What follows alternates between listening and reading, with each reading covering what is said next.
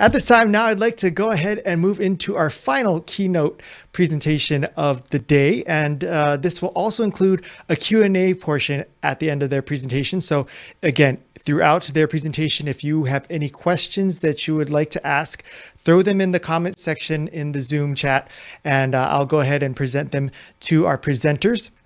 First of all, these two are good friends already, and I got a chance to talk with them earlier, and I'm very excited to have them on here. We're going to have Keola-chan and Malina Kaulukukui. Now, Malina Kaulukukui is MSW, is retired from the Myron B. Thompson School of Social Work, University of Hawaii, in 2015, where she focused on behavioral health and cultural programming for MSW students. She currently assists the University of Hawaii's John A. Burns School of Medicine's Native Hawaiian Center of Excellence in helping them develop and implement cultural immersion programs for medical students and residents.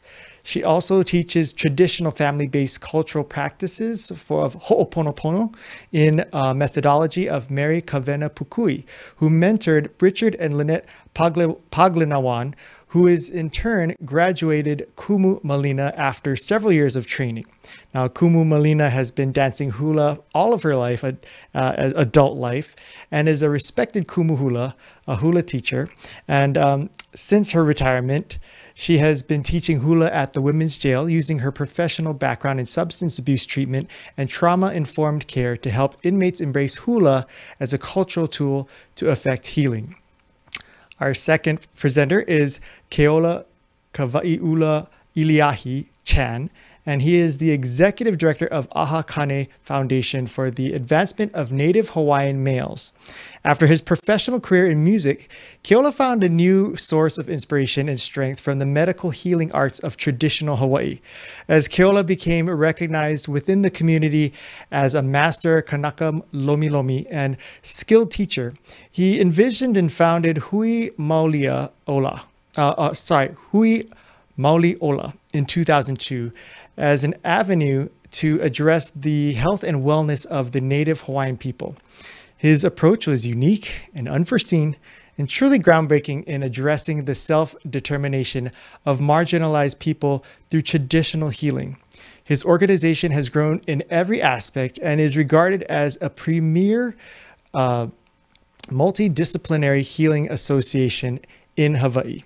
His accomplishments made him a great candidate to help build the research division of the Office of Hawaiian Affairs in 2009, where he was recruited to promote Indigenous progress through the lens of the past. His innovative and progressive research in the fields of health and education become an asset to the Native Hawaiian community and other Indigenous communities. Ladies and gentlemen, I present to you Mr. Keola-chan and Ms. Malina Kaulukukui. Aloha, thank you. Aloha Keola Pehaoi. Okay, so I'm gonna start first, and I want to first congratulate all of the awardees.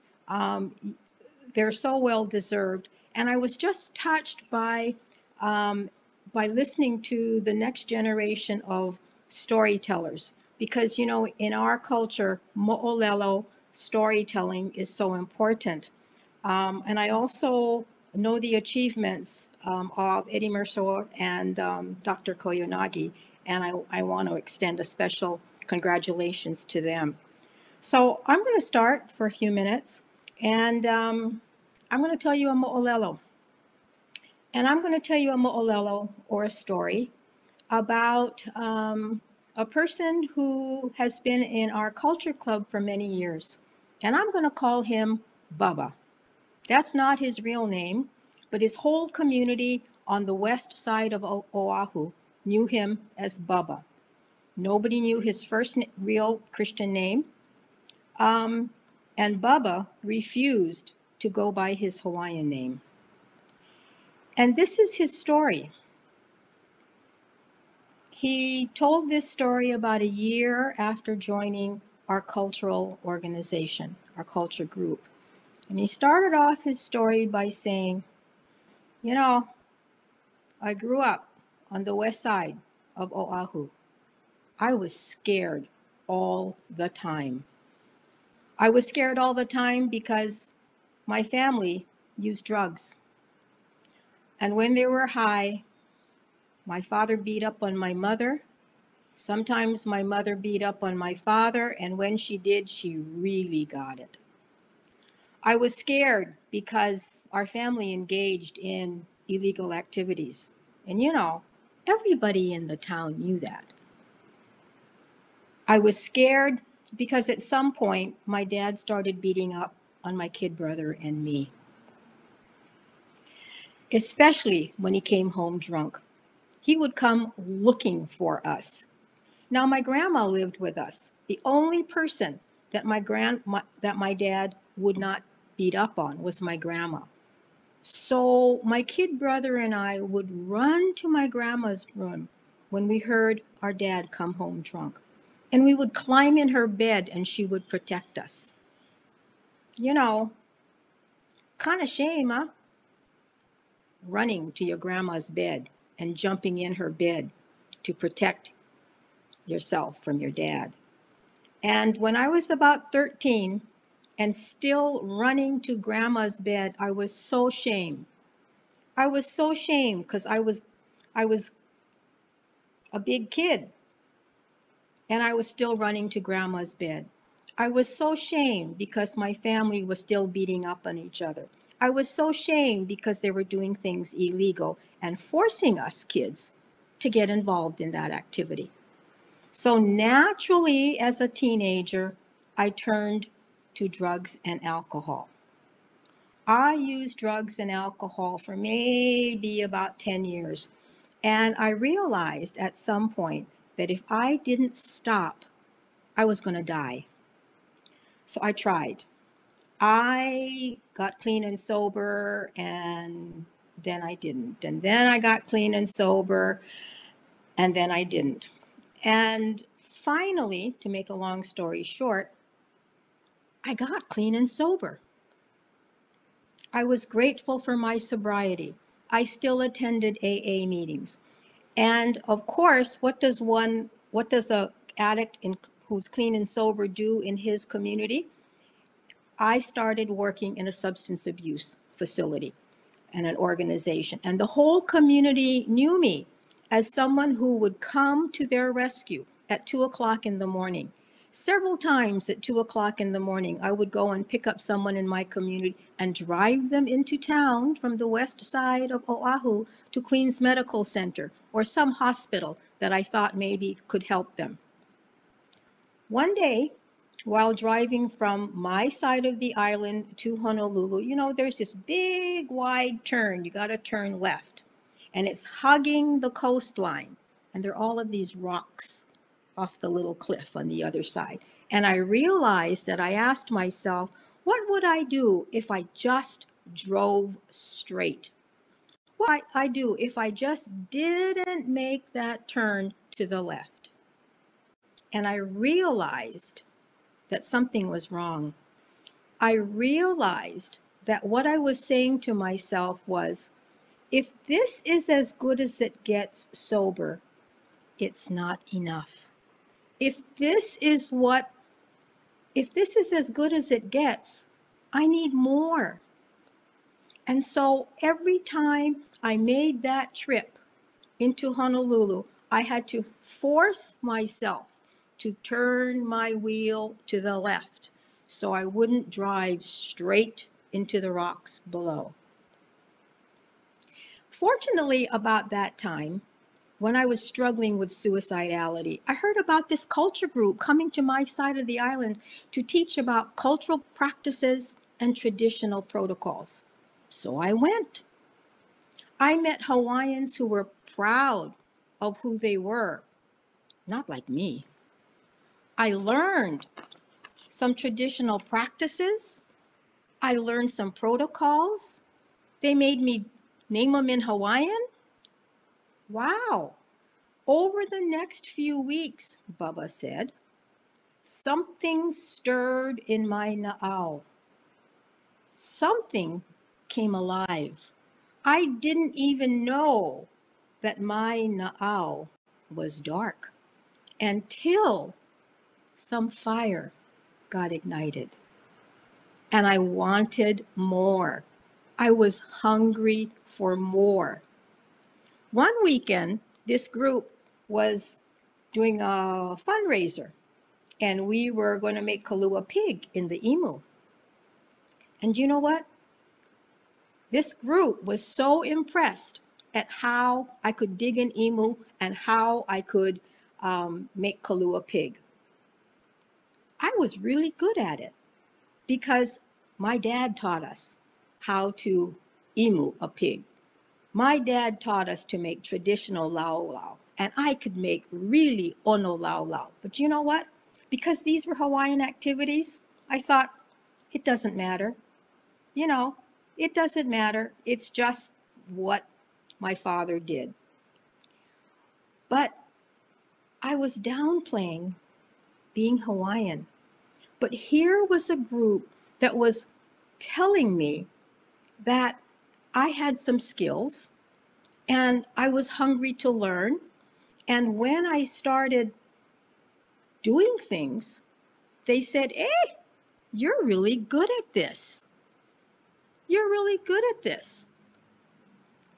And then while he was saying this, he turned to me and he said, and you, Malina, you know, you speak really good English and you work at the university and you invited me to come and talk to your class. And it was about something called cultural historical trauma. And I never even heard of the term. And you invited me to the class to talk about that. And then not only did you invite me to the class, but you invited me again. So Bubba, who by now has embraced his Hawaiian name, is telling us all that he finally found that he had value. That people he respected could say, I see you. I see you as a Hawaiian. I see you as a native Hawaiian man. And Bubba, now we're calling him Maka,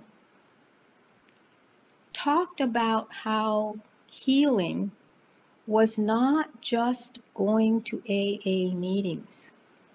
It was not, although it was important, it was not just learning the tenets of AA and giving back to his community, but something deep within the self needed to come out, needed to be lit. That something spiritual deep within was important to his healing.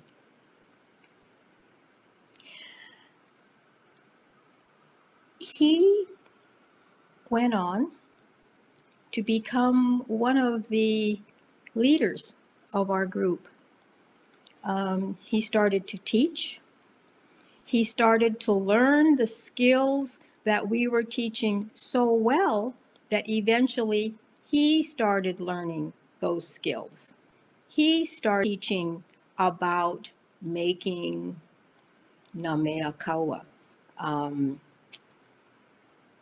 things that you use, that traditional warriors used in wartime.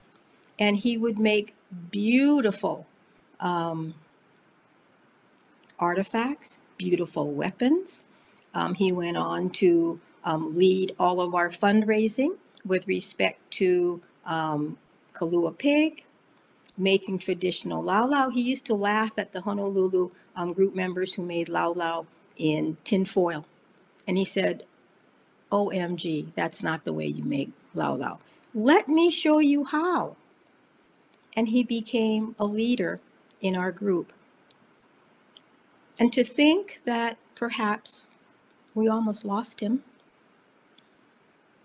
and that he chose to come forward despite his shame, despite feeling like he had no value, that he came forward and he said, I want to be a healthy Hawaiian man.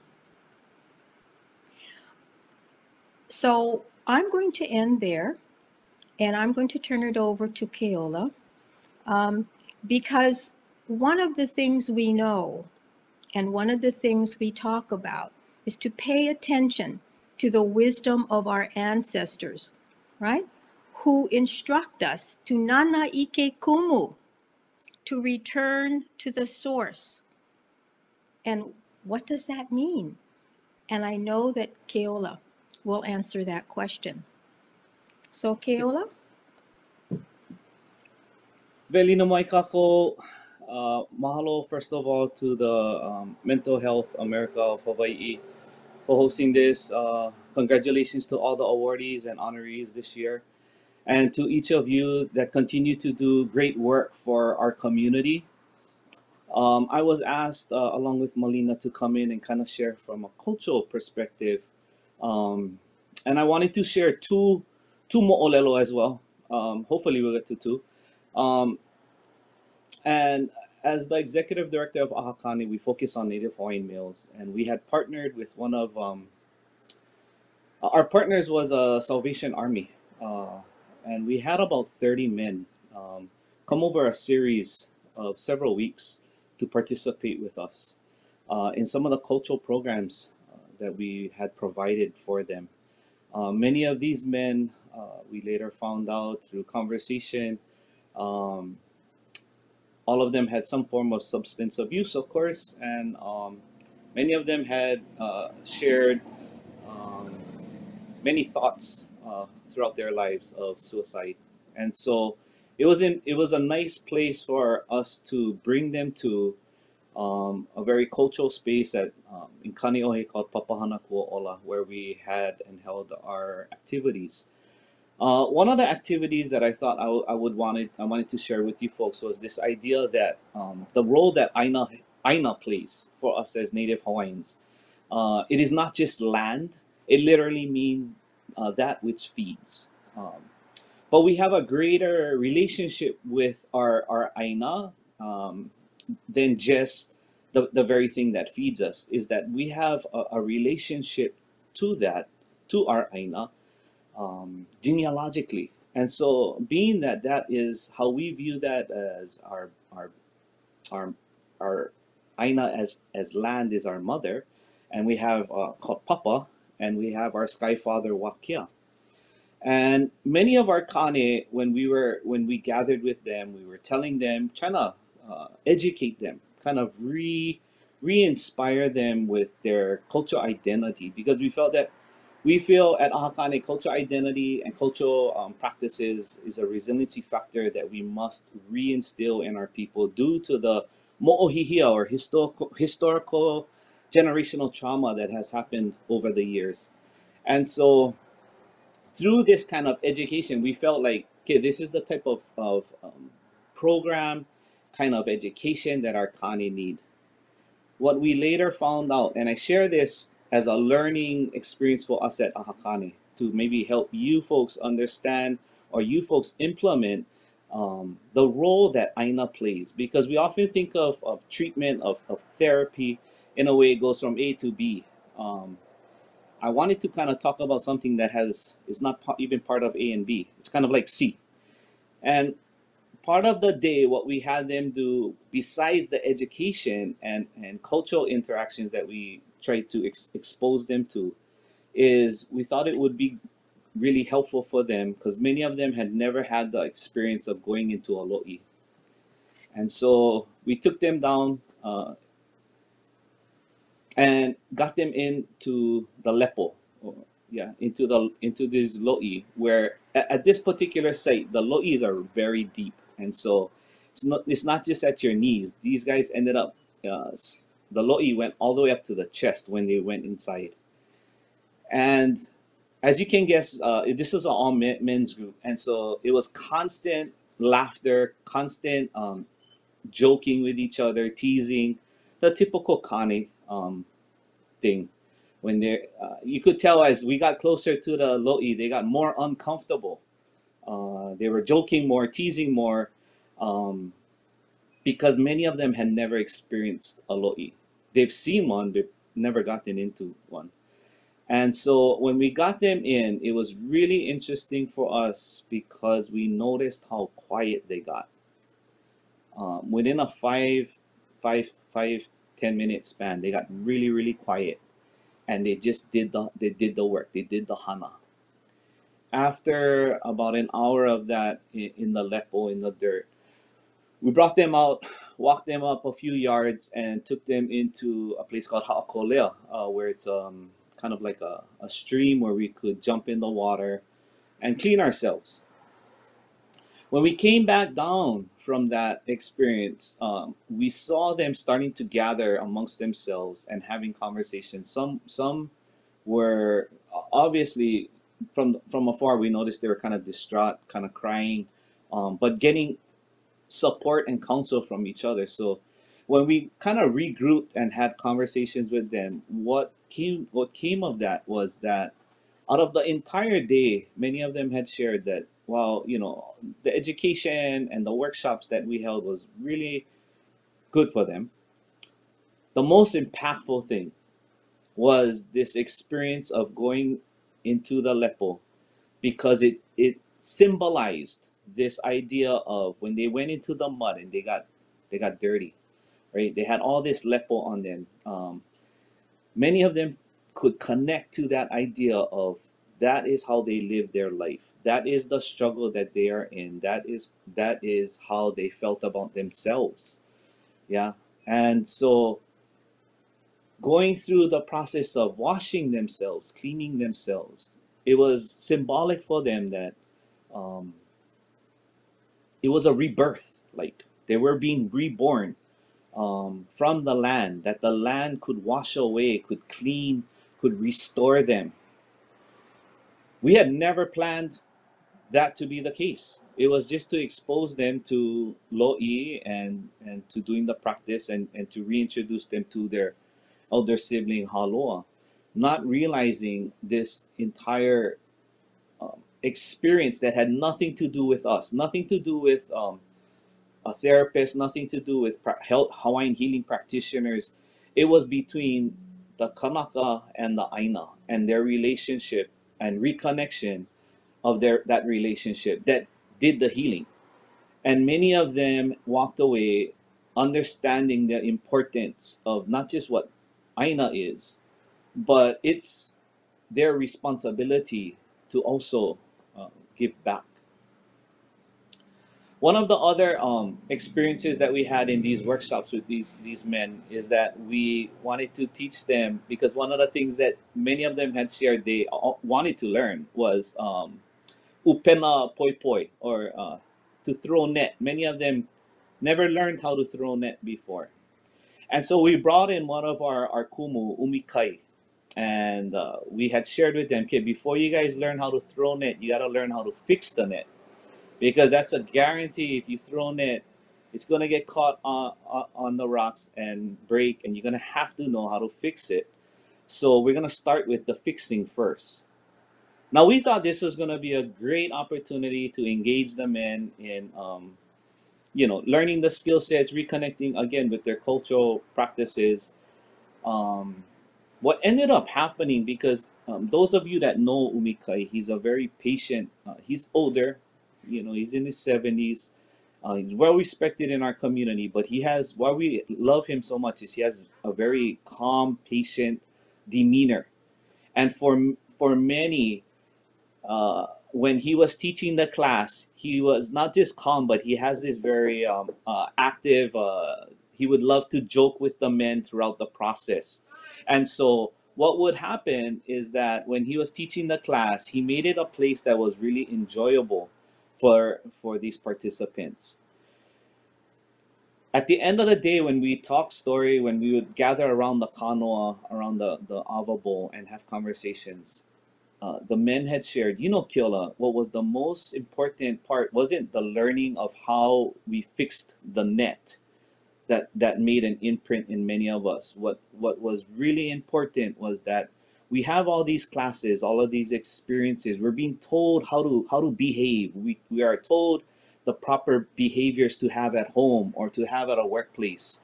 The challenge is for us, many of us grew up not having a role model. So they're explaining how to be a better man, but not demonstrating what that looks like. And today we saw it. We saw what a patient father might look like. We saw what a father, how a father should possibly talk to someone like a child who doesn't know. The hard thing for us was we realized what all of these classes that we've been taking that we could not connect to. We finally had a model of what that is. And for many of us, we had a hard time conceptualizing that. And so having somebody demonstrate it really helped grasp and bite into this idea of what my role and responsibility is now. I'll give you one more, Mo'olelo, because this same group, we were always exposing them to these cultural ceremonies around the kano, around the ava bowl, and explaining to them the different layers of when we gather as kanaka, and we have this sacred space where we can talk about special things. And many of them had never drank ava before, and so they learned how to make their own apu. It's like a coconut shell that we make into a cup so that they can drink ava. Well, we had a workshop with them to make that. One of the men, when he opened his coconut, it was rotten. I mean, it smelled bad. And as we were going through the workshop, they had to open, learn how to open a coconut, learn how to husk it, learn how to cut it, sand it, clean it, and carve it out from the inside. Well, this individual, throughout the entire day, his apu smelled up the whole tent. And all day, as you can imagine, the men were teasing him about his apu being rotten. What ended up happening though is out of all the apu that were made that day, he had the most beautiful apu at the end. And it was because the oil from the coconut had seeped into his cup. And it had this very dark, shiny look at the end after he sanded it. And when it came time to talk about the apu, each participant got up to kind of share. And this individual had probably the most profound thing to share about his apu. He said, "You know what? I realized today that this apu was me. This was me, and I was rotten inside my entire life. I was told I was rotten growing up. I behaved like I was rotten, and today I realized that the only person that could clean it out, that could could turn it into what it is today, is me." Now that wasn't a workshop we talked about. It wasn't something we impressed upon them. This is what cultural experiences hands-on at times outside of the class, outside of a curriculum, outside of any kind of like testing to make sure that they got the measures that are met for this particular program. This was him, and he saw himself in this reflection of this apu as if it was him, that he needed to participate in the healing process, that it couldn't be somebody from the outside that cleaned it out, that it was him. He had to clean out that all that opala that was inside of there, all of that hauna, that smell, to be left with something sought after by the other men, because they were all walking over after going, "Oh bro, that's a nice apu you get, like trade," right? But he realized at that point that if he puts the work in, if he puts the effort in, that what you get put in is what you're going to get out. And so I share this with you because we often think of treatment and therapy, like I said, from A to B. This kind of from speaking from a cultural practitioner, we think of like we have to help them. It's really oftentimes uh, it's a collaboration. If we look at it like that, is that one, that Aina plays a role in the healing process, but second, it's by doing hands-on stuff that we're not even really trying to teach them or educate them. It's just us exposing them to their identity, to their cultural practices, that is a healing mechanism that we must tap into to get across, because some of our clients will get it, some won't. And those that won't, the possibility of Aina and through cultural experiences is that aha moment, and that ignites that fire once again in their spirit to uplift them, has nothing to do with us as Kanaka, as individuals that are trying to help them. It is a relationship on the um, spiritual level that begins the healing process. Mahalo for having me, and aloha.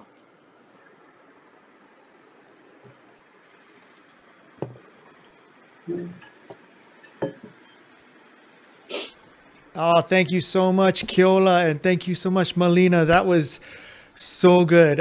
These stories, we we would think, ending the day of sharing with so many different people's perspectives and experiences. To hear these stories, it just kind of fills the soul. And I was going to ask, with the works that you do in what is it about storytelling, mo'olelo, that makes it such an effective tool in helping with the healing process and with dealing with mental health? One of the things about healing is the ability to tell your story to people who listen with great aloha. So storytelling needs to be part of healing. And storytelling is heard from your na'au, from that visceral part of you.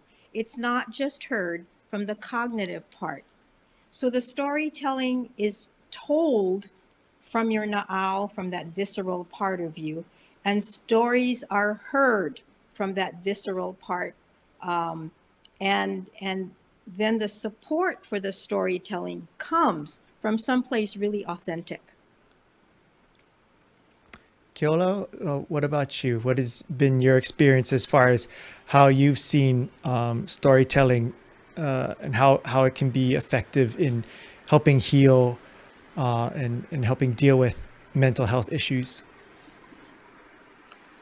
I would say it is a critical piece in the healing process. As a cultural, outside of my work as an executive director at Ahakane, I'm a cultural practitioner for traditional healing. And mo'olelo is one of the main components. We use mo'olelo as well as olelo no eau. Olelo no eau are Hawaiian proverbs. Hawaiian proverbs are like short snippets of the larger mo'olelo. Now, both are used in our healing process in working with families and working with individuals, because it is an indirect approach to getting across what you are trying to convey to that particular individual or family, right? Oftentimes, we want to tell them, you need to get off this, you need to stop doing this behavior is inappropriate. But when you tell a story, it allows, it empowers that person to interpret and to learn in a way that it is not being directed at me, Mm, right? They are yeah. able to sit with that story, they're able to connect to that story, and they are able to be inspired in a way that they have ownership of it. Like, I caught it, I caught what you're trying to say, but through the message. Oftentimes when you're trying to send that message, it's too harsh, it's too direct, and because of that they put up their walls, right? And so sometimes you need to be direct, and that's clearly a method of healing as well. But sometimes, depending where they are on that continuum of healing, we have to recognize that we have these different tools and abilities and skills. And Mo'olelo is one of those where you're talking about a character within that story that is them. And it is their job to interpret that story. And then when they come back again, you tell a different story with similar characteristics, right? And the more you kind of point those things out, you allow them their dignity. You allow them to preserve their mana, that the very sometimes the very little they have left, but you allow them to capture it back.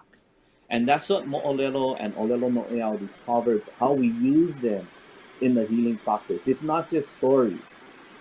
It's used as tools in how we get to that place of pono. I love that. Absolutely. Mhm. We are a mo'olelo culture. Hula is all about mo'olelo. It's all about storytelling. So when I teach hula at the women's jail, I choose the hula very carefully. And I allow the women to, to talk about that secondary meaning of the hula and relate it to their own lives. And as Keola said, they're the ones who come up with what's relevant for them in that story. And sometimes when I'm watching the women dance, I can see by their face that they get it. Sometimes when we're dancing a song, for example, written by Queen Wokalani, I can see some of the women actually crying because they can relate and connect to their ali'i, to their chiefs. So we are a mo'olelo culture. You know, in jumping off on that, we have a question that kind of relates to that. I mean, so much of your work is surrounded by the importance of culture. And this person asked, how can someone who is not a part of a culture, a particular culture, help to support or help in the healing process from a historical or cultural traumas without overstepping? I'll take a Keola, you stab look at like, this. yeah, Keola looked like you ready to jump in on this one. You know, I think we live in the current society that we live in. We have to recognize that the divisiveness around the society we currently reside in. It loves to separate. It loves to fragment our community. It loves to separate us. We must begin to learn about ourselves. And when I say ourselves, whatever culture, whatever ethnicity you connect to, learn that. Because what we will find is that we have more in common with each other than the very things that they try to use to separate us. So what Malina just shared, this idea of mo'olelo, we all come from cultures, ethnicities, places that are connected to land, right? That have stories. We all come from that. It doesn't matter if you're from Asia, from Europe, right? Every place has mo'olelo. Every place has experience with spirituality. Every place has this idea of relationships. The challenge for us is to connect to that. And by connecting to that, we have a strong sense of self and our identity and our connection to place, which then allows us, it heals us and allows us to interact with others besides color, besides culture. It's just aloha, out of pure love that we can interact then at that point. And not just love for each other, but love for fellow man, right? That we see beyond the formalities of things. And so what I would urge this individual to do is by learning about themselves, and it allows us to open up, not close. By not knowing, that's fear. By not knowing, it's fear-based, and we end up closing because we don't know what's out there. When you know what you have such an abundance of mana, you're able to open up and share that with others because you're confident you know how to generate more, right? So it's not about Hawaiian, and I know Malina and I are speaking, the medium we're using is Hawaiian because that's what we're comfortable with. But I urge you that we all come from very similar thinking, slightly different, but again, it's not about the differences, it's what brings us together to, and as practitioners in the community and therapists in the community, it's not about us. It's about the clients and people we serve. So if we can work it out, in the structures, organizations, and then it really benefits the people that we are trying to help, right? So it's not about what is the differences. It's how do I connect to this, right? And you do. Your genealogy, who you are and where you come from, begins your story and your connection to the very things that we've talked about today. Land, right? Modeling, and the healing process. We all have that. I keep telling people we never had at one point, no matter where you're from in the world, you never had a Queen's Hospital and a Long's Drugs to get your pharmacy. We had to know those things, right? We had it in our family. We had healers in our family. We are all healers today because we are just reflections of those of the past. And by knowing that past, it gives light to the future. I love that. That's awesome. Thank you, Keola. Malina, do you have anything to add to that? Oh, no. Thank you. Oh no, I love what you said there, Keola, because that can be applicable to so many different experiences or facets of life. Just taking that approach, using that kind of mindset is so much more positive and so much more building versus, as you mentioned, like breaking down, finding the differences and tearing apart, right? Well, this has been so great. We really appreciate all of your time and the efforts that you put into into being here today. The stories that you shared with us, the words of inspiration. I think we have. Well, do we have another question? Oh, we do.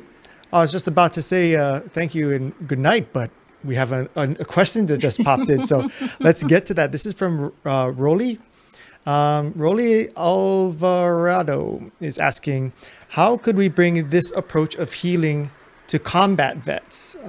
We'd love to collaborate. So I think the types of things that you described here, again, even Keola, you're mentioning like, yeah, you guys focus a lot on Hawaiian culture, but it can be applicable to all different types of, backgrounds. So in regards to dealing with combat vets, have you had any experiences, either of you, with that, or any ideas that you could share with this individual? Well, I know that there's been a lot of work in the Native American First Nations community on working with veterans. And there's a researcher, Dr. Duran, who calls this trauma injury where the blood doesn't flow. And so there's a lot of research about how to craft programming with vets, and it is not that different from what Keola and I have been talking about. It's going back to the culture. It's going back to the culture and honoring what's important in that culture. And in indigenous cultures, it's about land. It's about land, honoring our ancestors, honoring traditional practices, bringing them into contemporary use. I have some resources if you want to get in touch with Nolan, and I can share them with you. But it's really what Keola was talking about.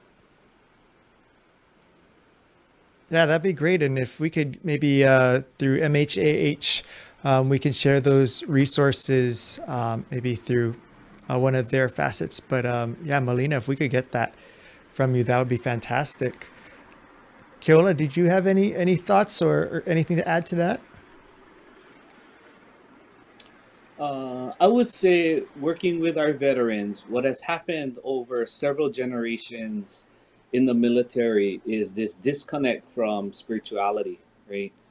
It makes it easier to develop your warrior when there is lack or disconnect from the spiritual aspect. And when you look at traditional cultures, not just Hawaiian, traditional cultures, many times going into war was a very spiritual thing, right? There is a spiritual connection in doing so, not just going to war, but more importantly, when that warrior returned home, right? That there were ceremonies in place, there were rituals intact that cleansed them from the very things that they participated and saw in those experiences. And it's important that the community comes around and supports the healing process.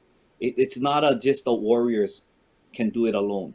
More importantly, we see the need for the families to accept these individuals coming back from what they've experienced. And so besides just Aina and what we talked about today, one of the big components in Hawaiian healing is that it is not our healing process isn't individual focused, right? We don't collect data on the individual. It's really looking at the family unit, the very thing that sustains. That's the original place for education, the original place for healing and health. And it is the place that if you build a strong home, then that individual will thrive in the community. If you do not have if you have a fragmented household, then you're going to have fragmented individuals that go out into the community and rely on the systems to help them. And so I think when we're developing and working with our veterans, it's important to have a multi-pronged approach. And spirituality, which, like I said, is often left off the table, reconnecting to land and reestablishing the role and responsibilities and the healing that happens for them within the household is really an important piece. Thank you so much for sharing that. I think we have so much that we could take from this conversation here today, and so many people we could see just in the chats just really appreciated what you shared with us here today. So Malina and Keola, thank you so much for your time. Before I let you go, is there anything either of you would like to share in parting with our audience here?